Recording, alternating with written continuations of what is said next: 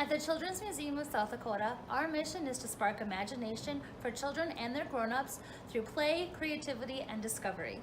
We actively seek to transform the world by inspiring generations to love learning and believe that life is full of possibilities. We use our Maker Studio in a variety of ways. We offer after-school programs, field trip programs, special family Maker Studios, events, and even birthday parties.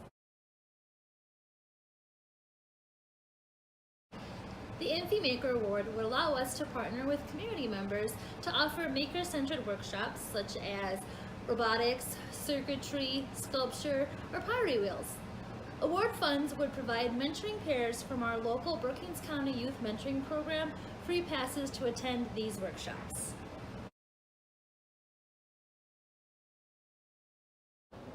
Being a mentor, I see this partnership benefiting the at-risk youth in Brookings County by offering them experiences that they might have otherwise not been exposed to.